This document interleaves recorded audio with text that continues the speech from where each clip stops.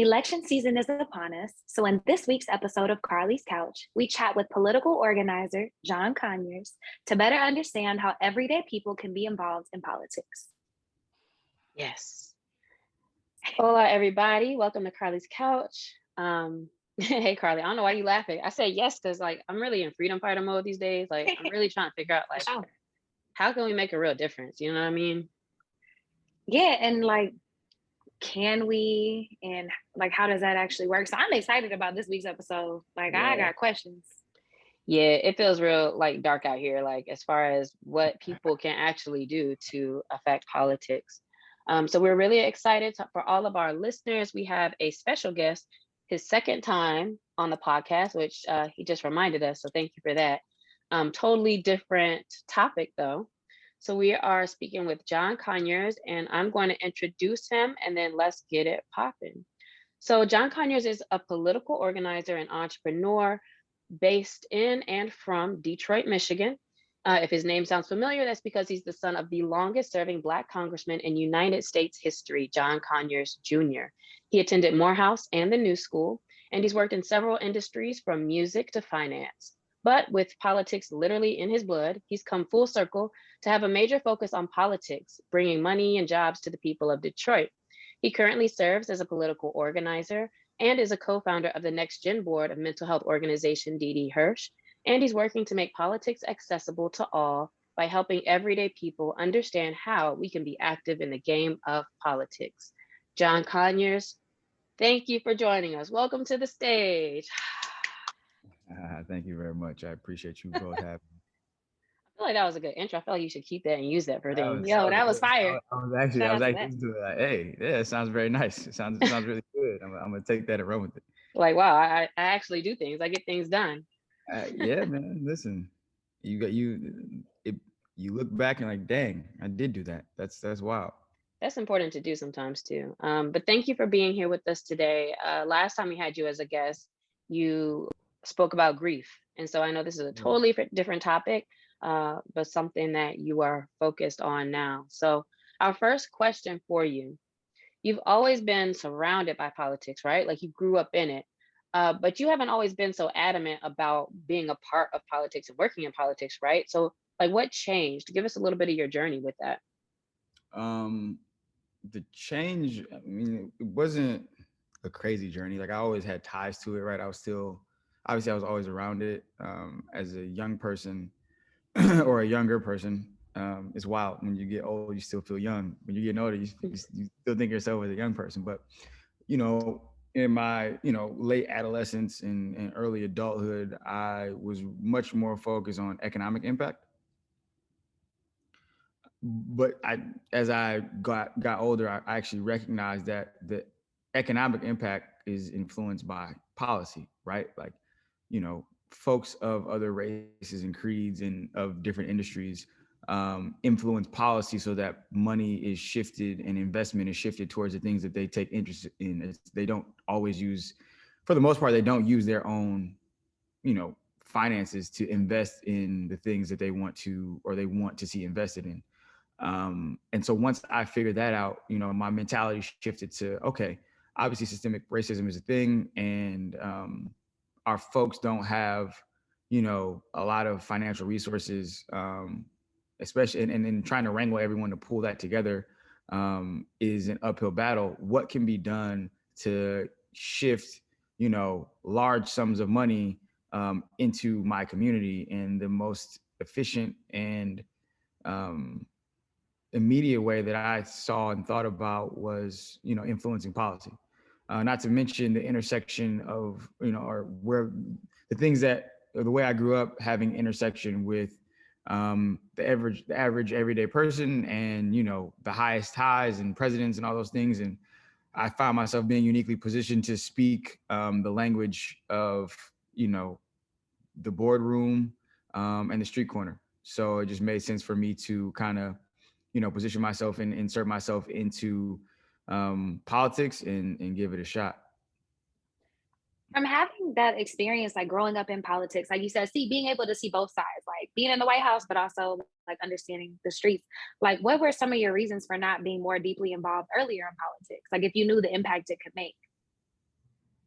I think I just didn't have the perspective, right? I just didn't, like most of us don't, like, to be frank. And, I hope no one takes offense, but I think that part of the issue with us, our generations younger, and politics is like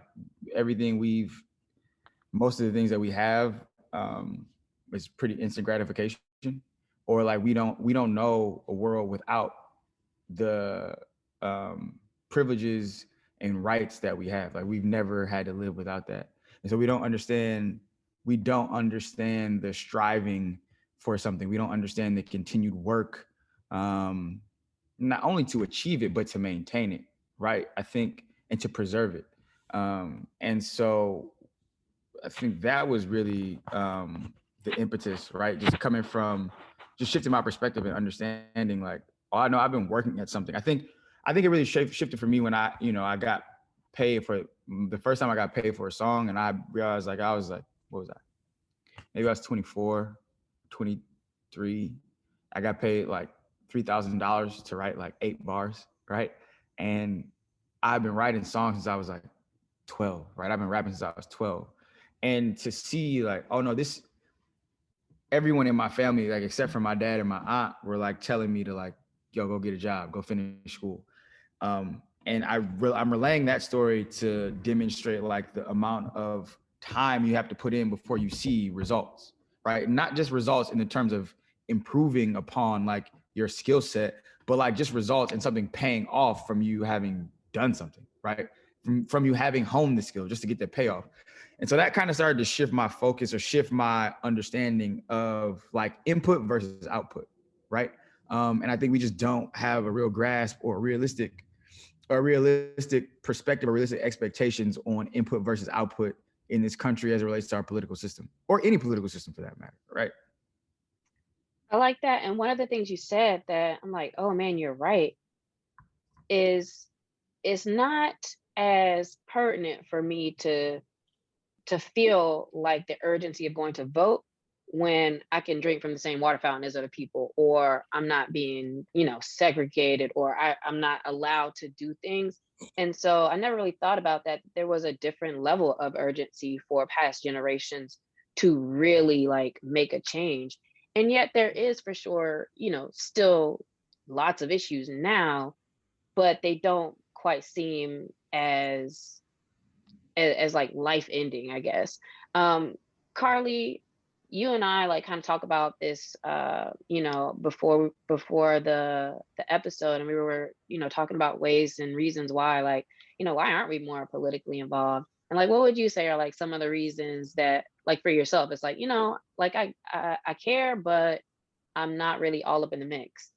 Me personally? Uh-huh. Yeah, I would say I would consider myself like semi-involved. Like, I vote every election. I have ever since I could. I try to research all the propositions, but I think I get confused as to, like, how much my participation outside of just simply voting on things actually, like, moves the needle. Like, what makes a difference? Like, I've been to protests. I sign the canvassers outside of the gas station. I do the vote2change.org things, but it's like, sometimes it feels like you're screaming into a void. Like, what actually makes a difference?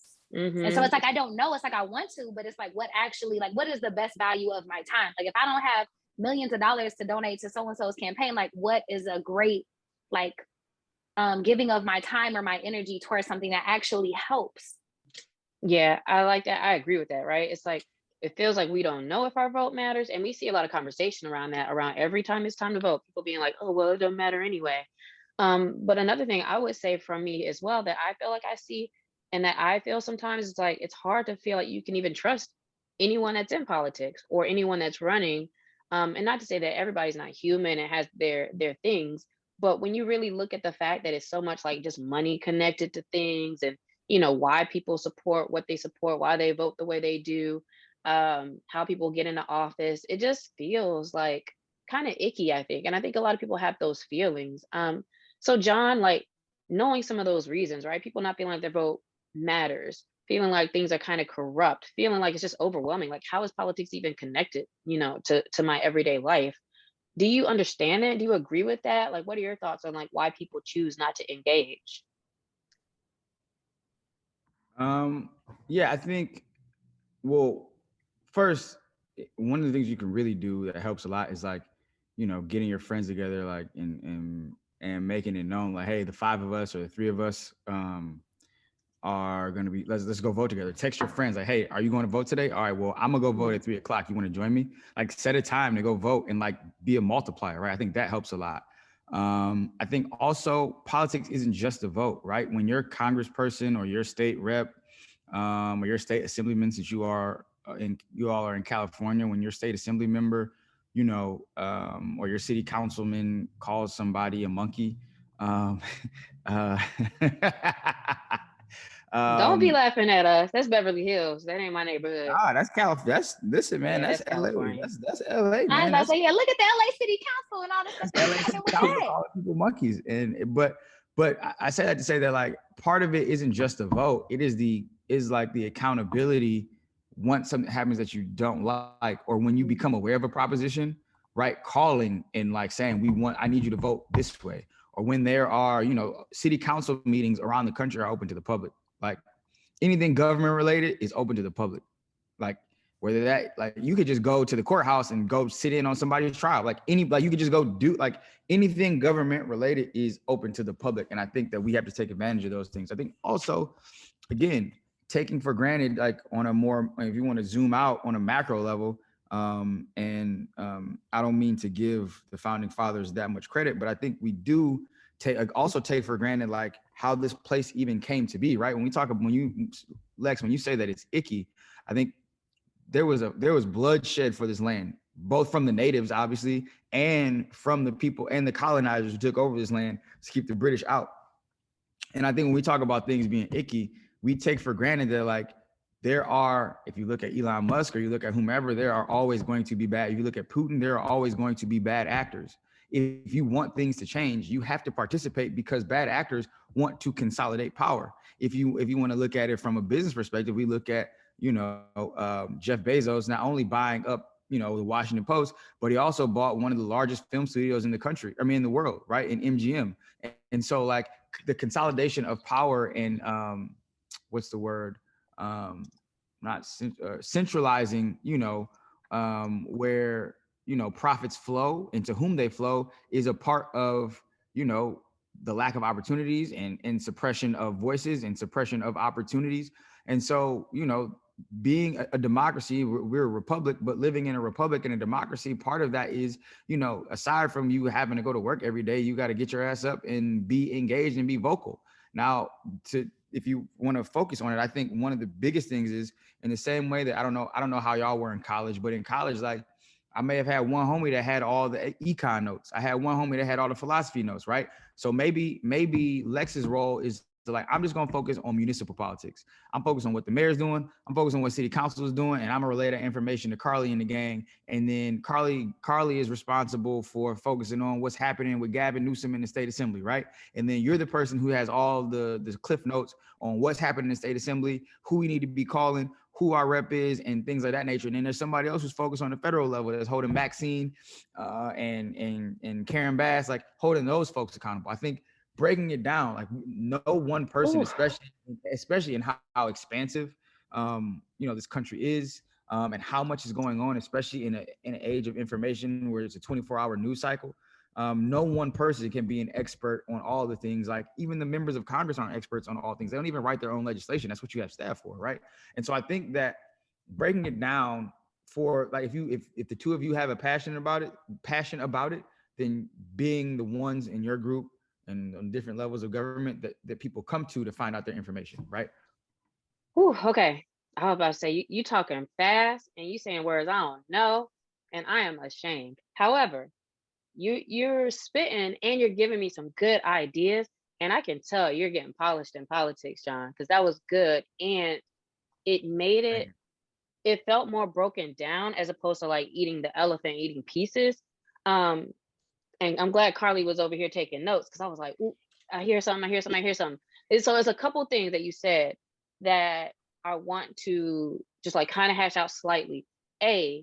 Government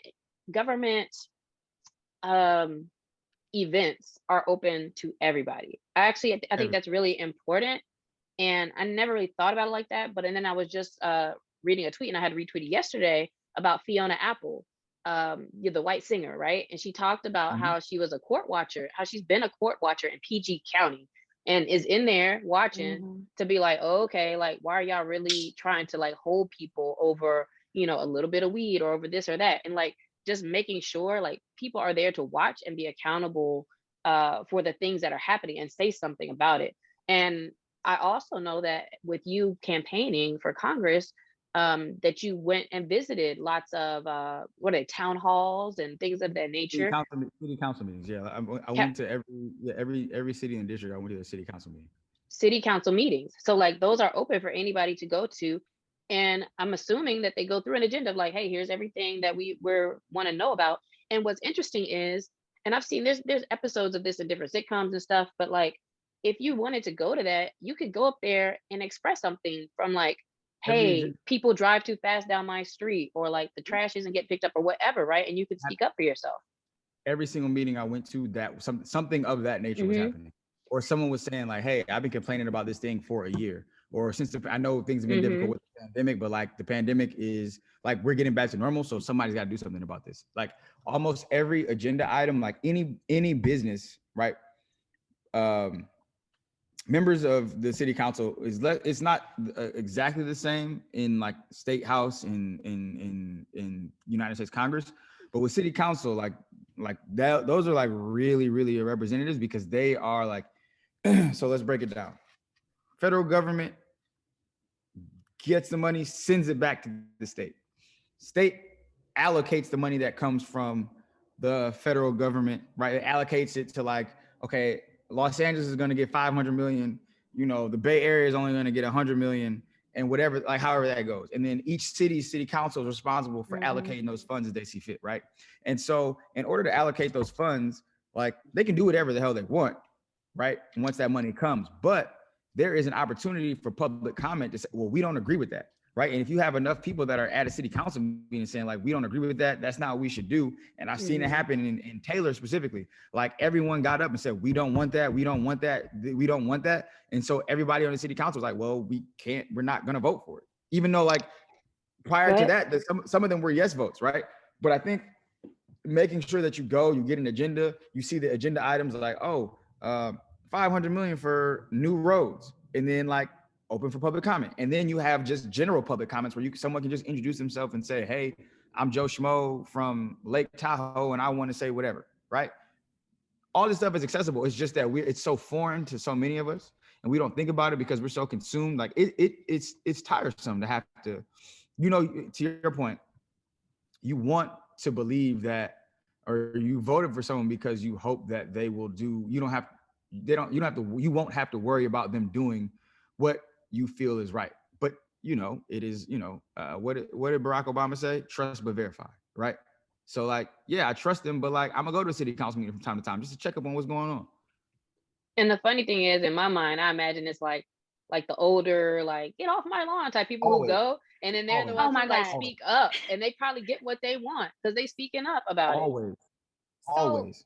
I recently I had a little booth for my Hope Butters at this Inglewood City Council meeting, and they had Mayor Butts of Inglewood show up. They had Maxine Waters there. They had all these people, and that's all it was the older people talking about how Mm-hmm. they didn't want like parking on their block past certain times, like the kind where you have to have a permit. They didn't want that. And they was like yelling at these people, which is whatever. Like you sign up for that role, I suppose, whenever you get into politics, but like besides just voting or showing up to city council meetings, like what else like can we do? Like how else can we see real change through like civic participation? Like what other types of things can we do? Because it was kind of cool to see, like they had complained about people speeding through their neighborhoods last year and somebody actually got ran over, and so it was crazy. But now they have speed bumps and they have like flashing lights on their stop signs, and they were very excited, and I was like, oh wow, this is like a real simple process. Like they complained, it happened, the stuff got changed, and it is.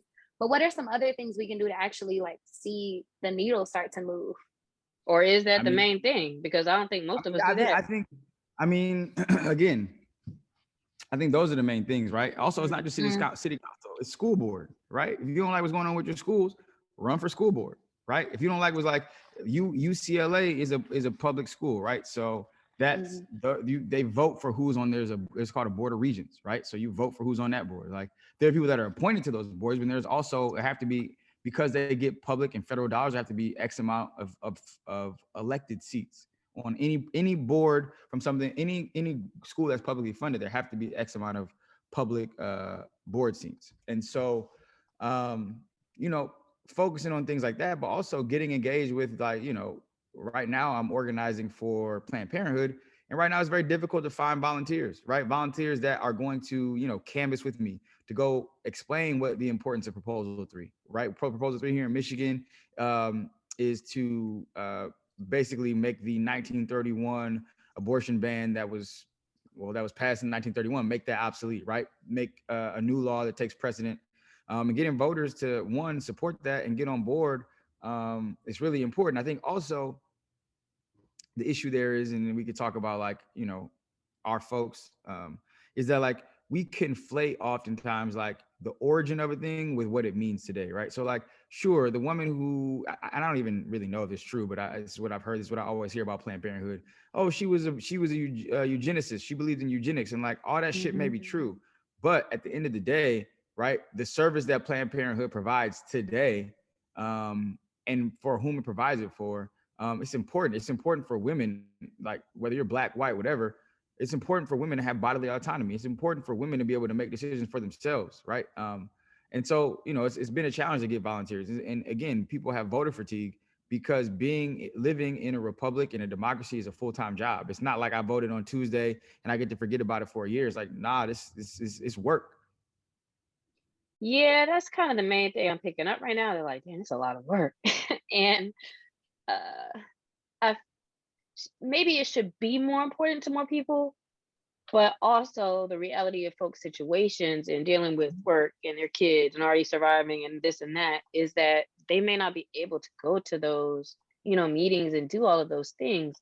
But Mhm. that's one of the most impactful things that I've heard you say thus far is when you said break it up into pieces. I love that because John and I were just having a conversation the other day, and I was asking, like, well, how, what organization it makes the most sense to like look into or to support or help, and to think about it this way, to be like, okay, well, maybe let me find a tribe or put together like who are the friends and people who care about this stuff, and then like you Mhm. said, okay, let me check the city council calendar and let me see what's going on over there.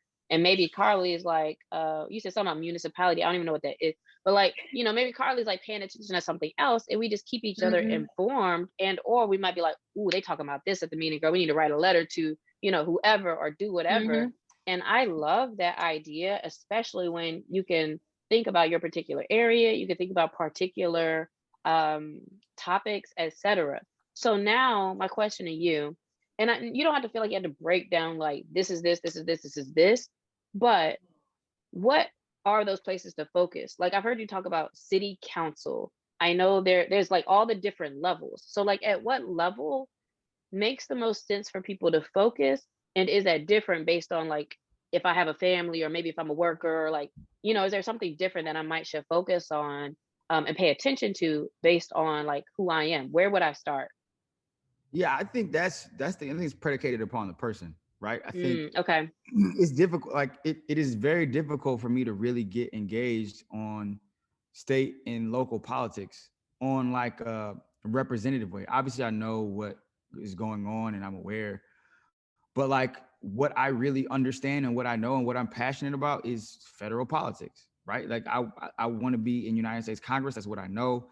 That's what I've been exposed to my entire life. That's where my relationships are. That's what I like. I know how to, grease those wheels and make things happen across the aisle. Like that's what I know, right? So I think where do your like if you have a special interest or if you're keen on a specific subject matter, figure out who governs that, who's responsible for that, right? I think that's the thing. Like if you're like in Michigan, if my roads are messed up, like who is responsible for the roads? Mhm. If I care about public transportation, like who is responsible for bringing money back or getting money to the state for public transportation and allocating those funds?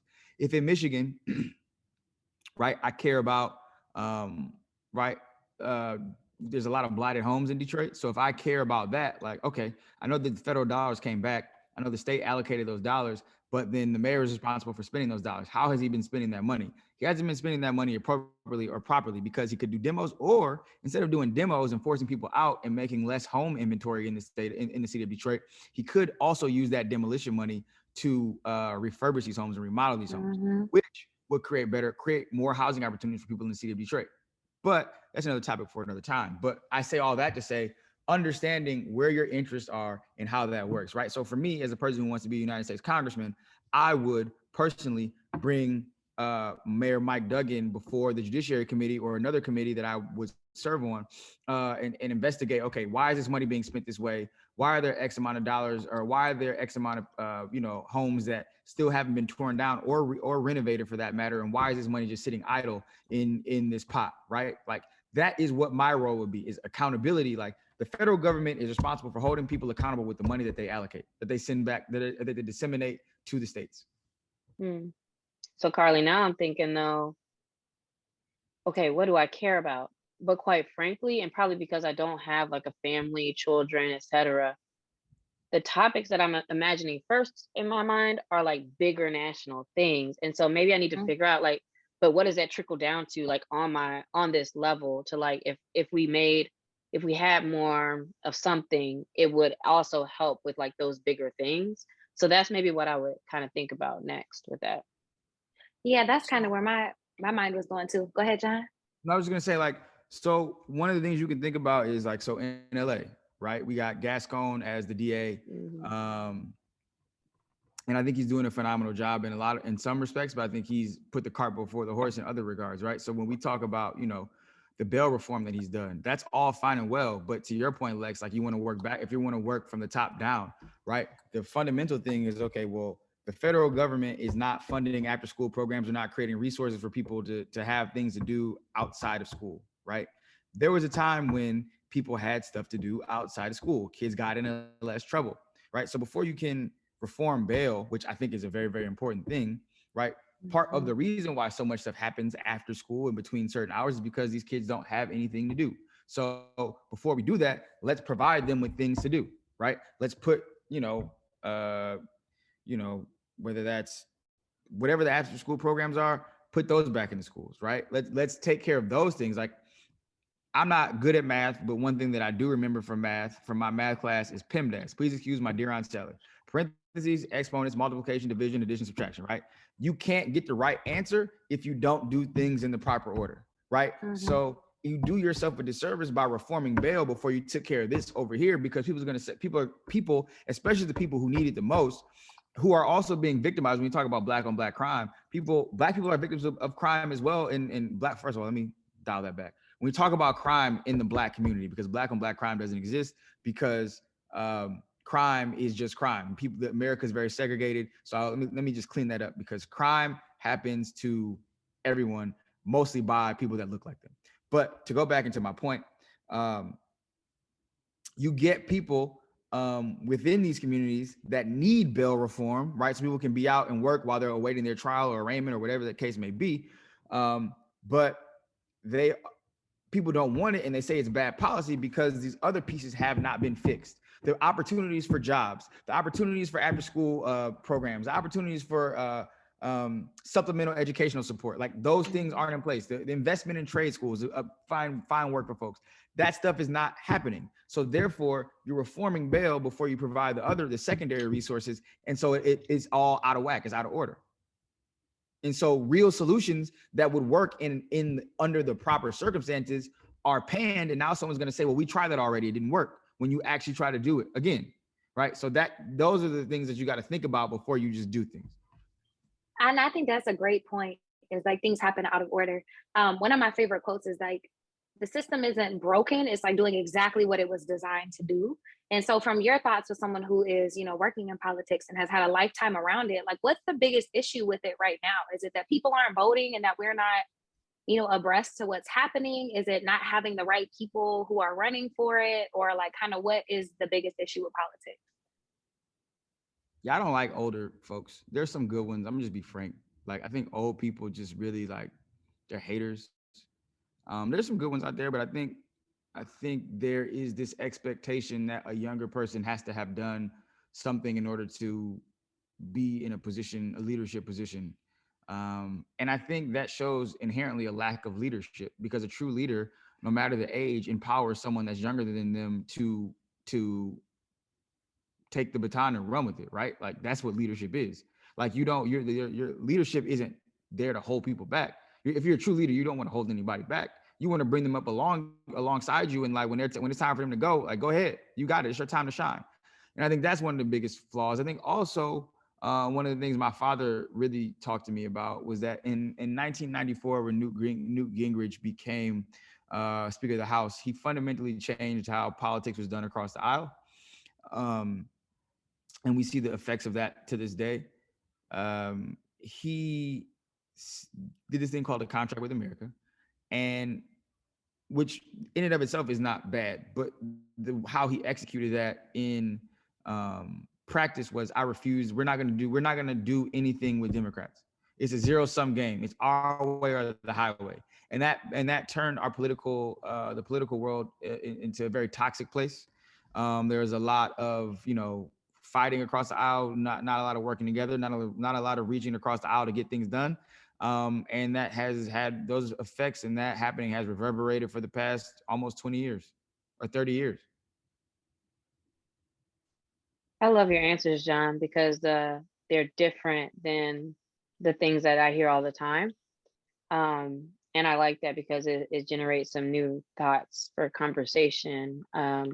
But I like that answer, especially that, some older folks and some folks in power, like they really do have a hard time. And the longer you're in it, right, it's almost like you care more about just staying in it as opposed to like what your actual mission was. So hopefully But I'm not even, let me clarify that, because I'm not even talking about the people that are in office. I'm talking about the voters.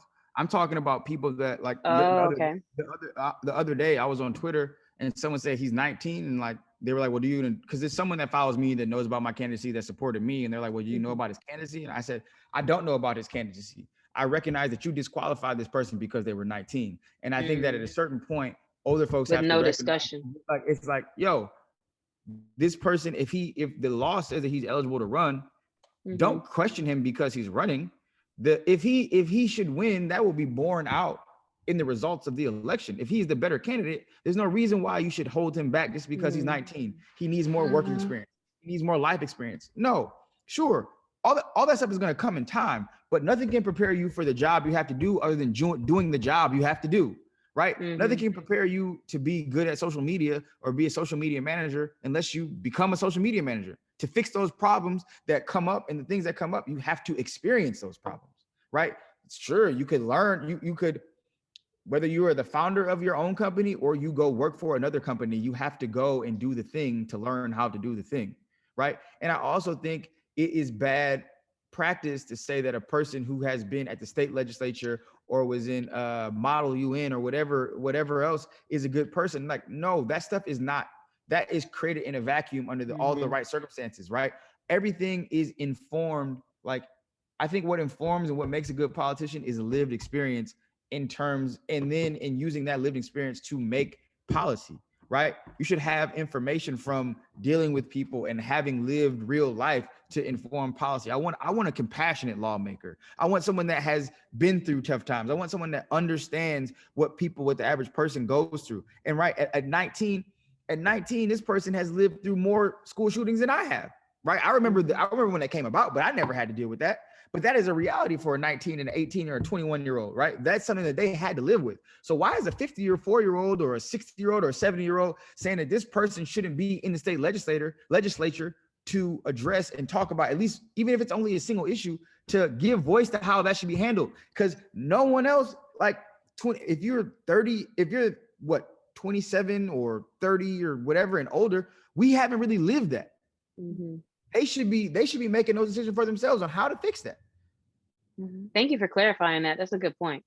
That's a really good point, actually. And it's something to remember that I think a lot of people consider, and probably myself if I thought about it, we consider like politics is for older people, or like it's a segment of people who do that, as opposed to the everyday person who just needs to understand what the issues are and be able to effectively work with other people to get those things changed. Me and Carlie were laughing at ourselves again too in prep for this, because I get this stuff every year. I got a voter information pamphlet in the mail. I got official sample ballot in the mail. I got, what is this? Official election mail, so I can make sure here's the links I need to go to make sure I can actually vote. They be trying their hardest to get people to like actually have their stuff together. And that literally would have been in the recycling bin as soon as I walked into my door, if not for knowing we were about to talk to you, right? And so I want to ask you too, like with all of this stuff, right? We need to just pay more attention. They put it in our faces enough. And like this information pamphlet talks about all the propositions. And me and Carlie were like, yeah, we go in there and we read the quick little blurb and just, choose something. But you know that there's a B, C, D, section 21.18.14 under each one of these that like you don't know all those other little things and the reasons why people are like, actually, I wouldn't vote for that, even though it sounds good, like at the very top. So what are your thoughts on just like paying attention to this stuff and not voting blindly? You know what's funny? As someone like I don't sign a petition unless I read it. It's funny, I'm organizing on behalf of it now. But when I first read the Prop 3 proposal, it read like something that I would not want to support. So much so that like I was like, hey, yo, I was telling people, do not sign this, right? Until I got clarity from like a couple different lawyers, because like someone was fighting with me, adamant, like, no, this is right. And I was like, all right, I'm gonna ask my lawyer friend, and I sent him a screenshot. He's like, no, it's just worded weird, right? But why do they not make this stuff sound like regular language? Because you got to remember that when making a law, you have to, and it's legalese, right? These are laws. This is policy. It has to be unimpeachable. It can't have loopholes. Like they're trying to keep as many loopholes out. So if it's a contract, kind of. Almost.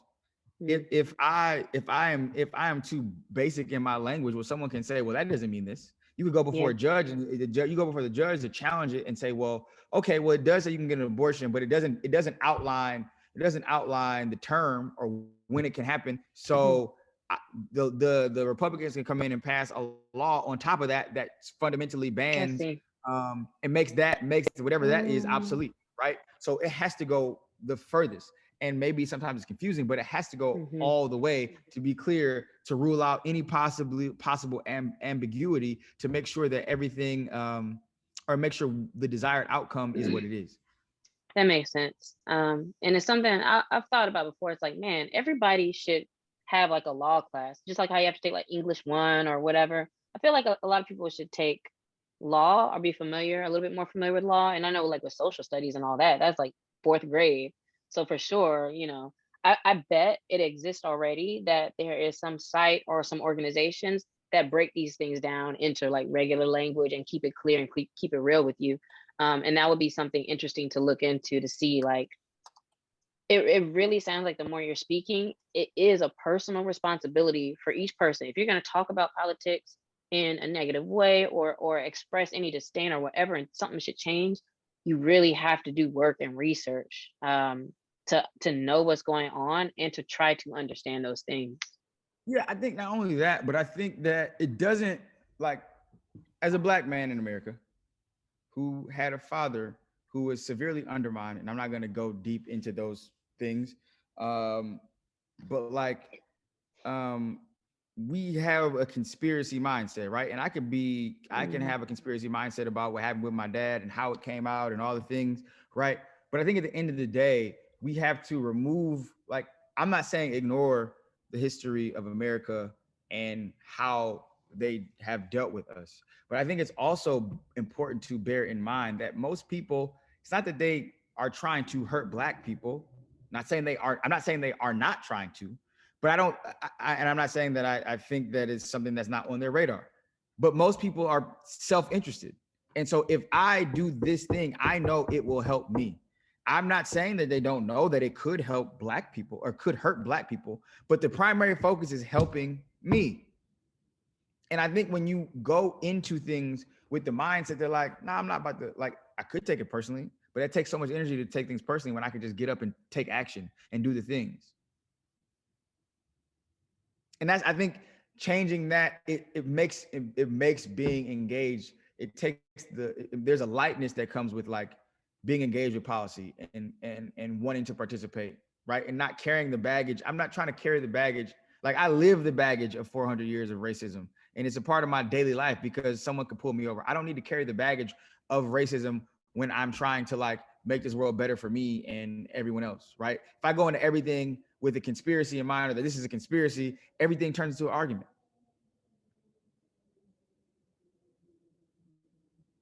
Well, we just sitting here like, yeah. Yeah, we both like, yeah. I don't know if that's It's clear. hard to talk about politics without everything seeming like an argument, though, you know. But and it's unfortunate because at the end of the day, it like boggles my mind when it's stuff like people just want to be seen equal, or like we just want to, you know, just want to have the same level of things. And it's like, why is this politicized? Like everything's politicized, everything's sensationalized, everything feels like an argument. It's like, why are we arguing about like equity? Like it's really, I don't know. I think it's really unfortunate, but to your point, like there's ways to approach it. And like for the people who do see everything as conspiracy or whatever, they also, there's never solutions because everybody's just kind of against them and part of that conspiracy. So it seems complicated to me. Maybe it doesn't have to be so complicated. And maybe people as individuals can choose a thing in a lane and a place where, you know what, let me focus on this. As opposed to really like trying to look at all of this as a system in whole. No, yeah, it's very complicated. Yes, and so I think it is very complicated, but something you said about like looking at the things that interest you can make it a little bit lighter instead of like letting all of that overwhelm and become so heavy for us, because it can be, and it does become so overwhelming that it's just like, okay, I'm just not going to do any of it. But thinking about what interests us is helpful because it does break it down into those bite-sized pieces that make it seem like something we can do, something attainable, something that actually makes sense. Mm-hmm. So John, what would you say is your like vision and hope for the future of politics? Like, what is your mission? What are you working on? I'm rooting for everybody Black. That's like my mission is to create equity of opportunity for Black people, and I'm not afraid to say that. Like I'm not anti anyone. I don't think in the country or in this world, as globally connected as it is, you cannot not work with other races and other creeds. But I think that for me, my purpose is to create access to opportunities for Black people, for people of color, but also to understand politically and financially that like our success is not defined by our proximity to whiteness. Our success is not defined and our value is not defined with finances. Right. I think that's my push. That is my hope. And that is what I spend all of my time thinking about and meditating on and working toward, is setting my people free from the chains of thinking that money defines their value and their worth, and being, you know, and actually helping them understand that how some of their talking points reinforce their own oppression. There's a lot to sit with in that statement, but I'm glad you shared that, and I'm excited to see, you know, all of that happen in politics and see how you lead the charge for a lot of that. Can you talk about some of the projects and the work that you have underway, like working towards those things and like going towards your mission, like books, podcasts, like what you got going on? Yeah, so I have my father started working on the book before he passed away, and so I finished it. And so we will be, you know, that book is currently at auction. And so hopefully that will be, you know, I'll be announcing a book deal soon. I have a podcast that I'm working on. I'll be selling after the election. And then I'm involved in obviously political organizing and staying engaged with my community and staying tied and connected to this place. And then there's a bunch of other entrepreneurial endeavors that I'm, you know, committed to and involved in. Just staying active and, you know, trying to stay alive. That's it. Yeah, every day. It's cool to see your growth and see you on this path. What does your day-to-day work look like? Like, what does that involve, like towards all these goals? Let's see. I mean, I have an agent, so I don't really have to like. Once you get to that place, there's not a lot for me to do. Like my work isn't, Like my your day to work day on with the book your and organization. the organizing. I do a lot of canvassing. I do phone banking.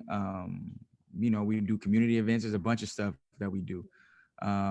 It varies by day. Monday, Wednesday, Friday, I'm on college campuses talking to people and engaging with them. I am one of 3 youth BIPOC organizers for the state of Michigan. And so we are over, engaging people 3 30 out and of under how many? in the state. Yeah, like only 3. So like, is it like a Total. big number, or is it like 3 out of 10 or something? I mean, I don't know how many they have. I just know what I'm not sure. I'm just one of 3 in the state. So yeah, that's kind of what I do. And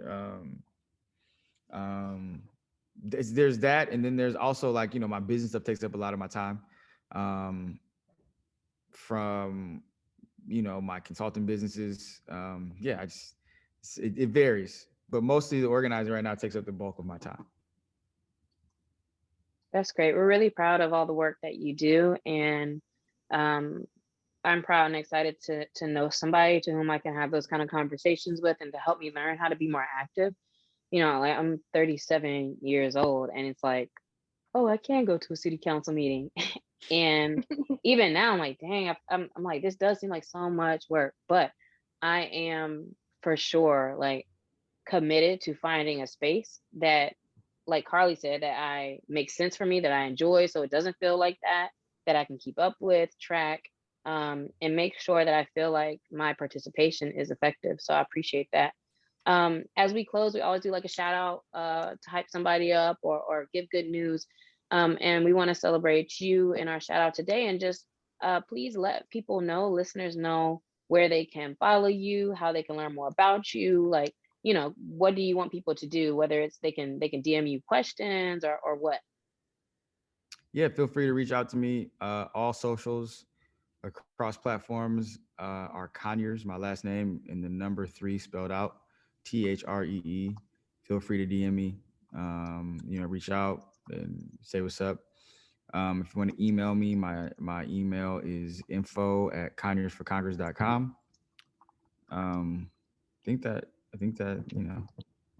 One of the that's biggest just things that you said that I love, and like I feel like you can make this a thing, which you probably are through your work and through the other media and things that you're developing, but even with your social media, this idea of creating a friend pod around politics, I like that idea a lot. And I would love to hear you speak more to, just casually, like how you did with us, like um what are some of the topics people can think about, or like where they can go to listen in or speak or whatever. Like I think there's a big space for that, especially for young people. So thank you for all the work that you do. Hopefully you continue, that really important work. You have inspired me today and gave me some actionable things that I feel like we can really do.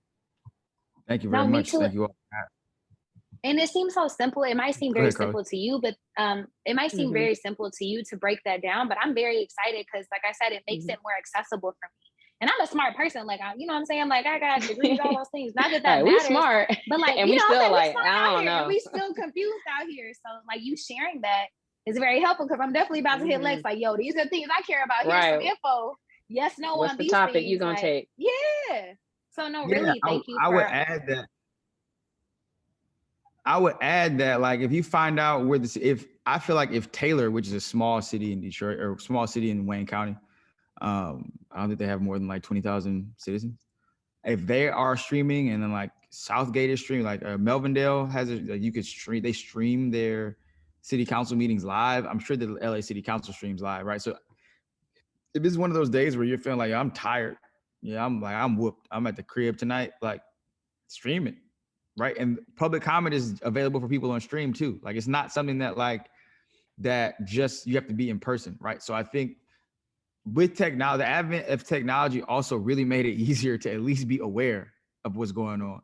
And so, and I mean, people, I don't mean to keep going. I know we don't have that much time left, but even your state legislature and United States Congress, C-SPAN is real. Like they created C-SPAN because people wanted to know, like when TV became popular, people wanted to know what was going on in Congress.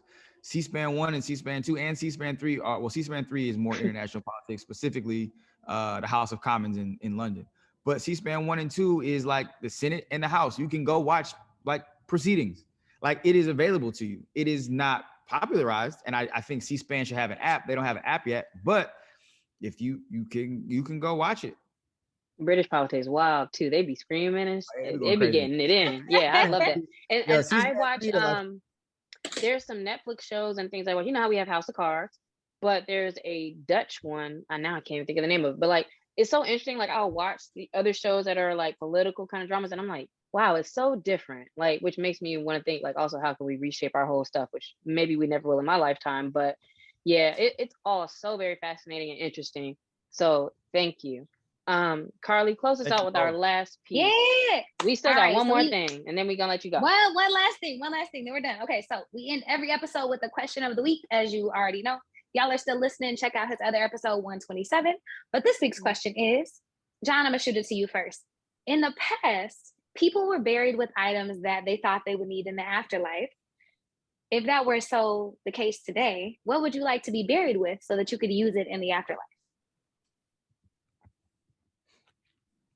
Basketball. Aw, ball is life and death. Ball is life. Yeah. That's a good answer. Carlie, what's your answer? Bury me with Spalding or Wilson, whichever one. Yo. Make sure it's the NBA leather game ball and I'm straight. Like, look, now he got requests. It got to be a special one. Right. I don't know, Lexi. Do you already know? Because I'm like blinking. Yeah, I need to be buried with my phone so I can hop on Twitter.com straight up. I need the Twitter app. I'm gonna be in there joking it up. From the afterlife. I gotta catch these jokes, and I gotta see, dang, what's going on out there. So yeah, I want to be buried with my phone and with Wi-Fi access in the afterlife, so I can laugh at the jokes and get some tweets off every once in a while about John playing basketball. Yeah, I feel like I would need some type of music and then some type of something to play with. So I don't know. We'll figure out what that is. What would you need? I'm trying to think of like how you are. You need some like hobby type things to like DIY or something. Not leaving me with projects after I'm dead. Right. Ooh, all right. Well, thank you so much, John. To all of our listeners, we hope that you really got something out of this episode. Get out and vote probably where you are, probably next week after this comes out. November 8th. November 8th, the same day. Oops, look, see, I don't know nothing. I thought that was just us. November 8th. Yeah, Tuesday, November 8th. November 8th. There's early voting. Check if you have early voting. Michigan has early voting. I know California has early voting. November 8th, go vote. November 8th, Tuesday, November 8th. Because they sent me all this stuff. So I'm going to read through it. Get out there and vote. Me and Carlie going to start wearing all black and pick our afros out and get to it and make a difference. We own it. All right, y'all be well. Thank you, John. Bye-bye. Thanks, John.